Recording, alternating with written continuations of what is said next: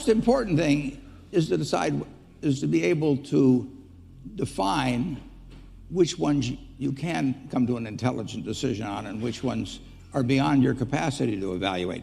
You don't have to be right about thousands and thousands and thousands of companies. You only have to be right about a couple.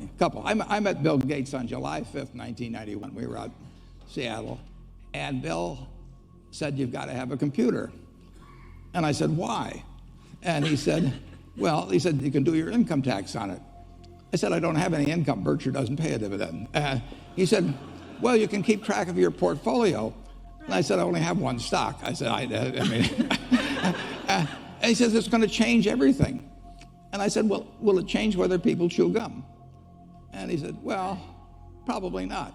And I said, "Well, will it change what kind of gum they chew?" And I said, "Well, then I'll stick to chewing gum and you stick to computers, I don't have to understand all kinds of business. There's all kinds of business I don't understand. But there's thousands of opportunities there. I did understand the Bank of America, and I'll be able. I'm able to do that. I'm able to understand some given percentage. But Ted Williams wrote a book called The Science of Hitting, and in The Science of Hitting, he's got a diagram, shows him at the plate, and he's got the strike zone divided into 77 squares, each the size of a baseball. And he says, if I only swing at pitches in my sweet zone, which he shows there, and he has what his batting average would be, which is 400.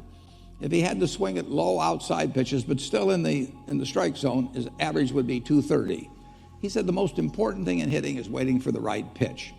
Now, he was at a disadvantage because if the count was 0-2 or 1-2 or so on, even if that ball was down where he was only going to bat 230, he had to swing at it. In investing, there's no called strikes. People can throw Microsoft at me and, you name it, any stock, General Motors, and I don't have to swing. And nobody's going to call me out on called strikes. I only get a strike called if I swing at a pitch and miss. So I can wait there and look at thousands of companies day after day, and only when I see something I understand and when I like the price at which it's selling, then if I swing, if I hit it, fine. If I miss it, it's a strike.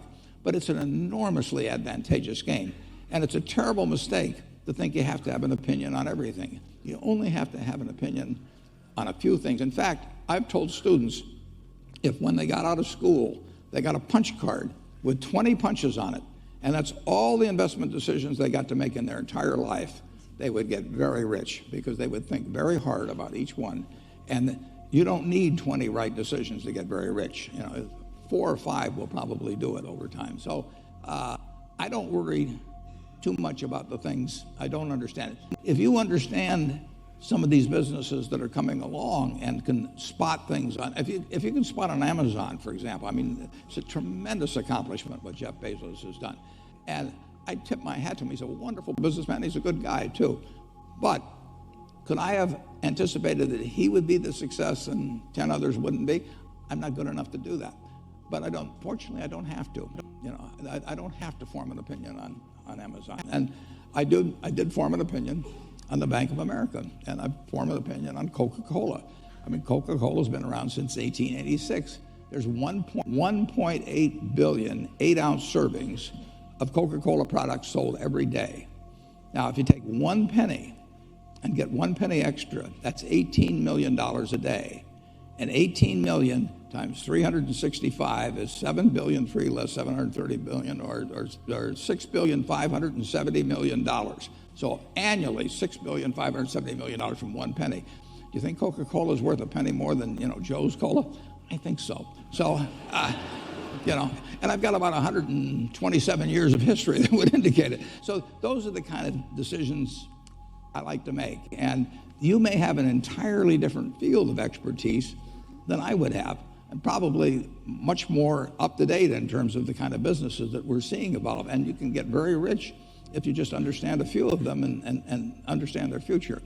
But, by far the best investment you can make is in yourself. For example, communication skills. I tell the students that come that they're going to graduate schools and business, and they're learning all these complicated formulas and all that. If they just learn to communicate better, and both in writing and in person, they increase their value at least 50%. I mean, if you can't communicate, somebody says, it's like winking at a girl in the dark. Nothing happens, basically. And you have to be able to get forth your ideas, and that's relatively easy. I did it myself with the Dale Carnegie course. Some people wish I'd taken a shorter course now in terms of my talking later on, but it's just hugely important. And if you invest in yourself, nobody can take it away from you. I mean, and the second thing, which I'll get a certain criticism for not living it, but I do tell those students, that if I gave you a car and it would be the only car you get in the rest of your life, you take care of it like you can't believe it. Any scratch, you'd fix that moment. You read the owner's manual, you keep it garage and do all these things, and you get exactly one mind and one body in this world. And you can't start taking care of it when you're 50. By that time, you'll have rusted out if you haven't done anything. So you should really make sure that you remember that you just got one mind and body to get through life with and to do the most with it. Life advice is, the most important thing, aside from the things I've talked about already, is really who you associate with. You want to associate with people that are better than you are. I mean, basically, you'll go in the direction of the people that you associate with, and you want to have the right heroes. You want people, if you want to emulate somebody, you better pick very carefully who you want to emulate. And when, obviously, you can't pick your parents. They're going to have an enormous influence on you, but you don't get a choice on that. But you get choices as you go down the line, and who you admire, who you want to copy, and the most important for most people in terms of that decision is their spouse. It's also important in terms of a partner in business, but the partner in life is the most important one. You want to pick a spouse that's better than you are, and then he or she, and you hope they don't figure it out too fast.